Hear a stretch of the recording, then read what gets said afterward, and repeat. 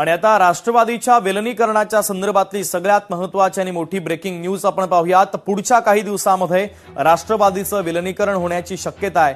विलिनीकरणाच्या संदर्भात राज्यातील मित्रपक्षांसोबत चर्चेची खलबतं सुरू आहे आणि राजकीय घडामोडी देखील आता वेगवान झालेल्या आहे। राज्यात पुढील काही दिवसात मोठ्या राजकीय घडामोडी घडण्याचे संकेत आहे। मुख्यमंत्री देवेंद्र फडणवीस यांचा गोपनीय दिल्ली दौरा झाला।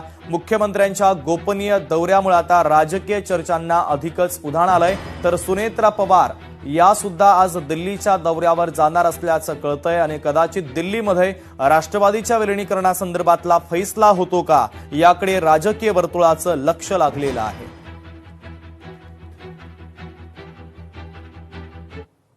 राष्ट्रवादी काँग्रेस पक्षाच्या एकीकरणाच्या संदर्भात ज्या मला वाटतं त्यांच्या सगळ्या आपसी त्या दोन्ही पक्षांचं बोलणं सुरू आहे।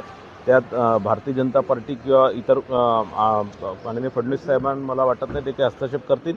ते दोन पक्षांचा तो विषय, त्या पक्षांचा त्यांचा विषय, ते त्यांच्या स्तरावर ते निर्णय घेतील। आमदार रोहित पवारांच्या पत्रकार परिषदेच्या संदर्भातली महत्त्वाची बातमी। रोहित पवार आज विमान अपघाताच्या संदर्भात बोलणार आहे। संध्याकाळी 4:30 वाजता यशवंतराव चव्हाण प्रतिष्ठान येथे रोहित पवारांची पत्रकार परिषद आहे। तर राष्ट्रवादीच्या विलिनीकरणासंदर्भात देखील ते काही पुरावे सादर करणार असल्याचं कळतंय।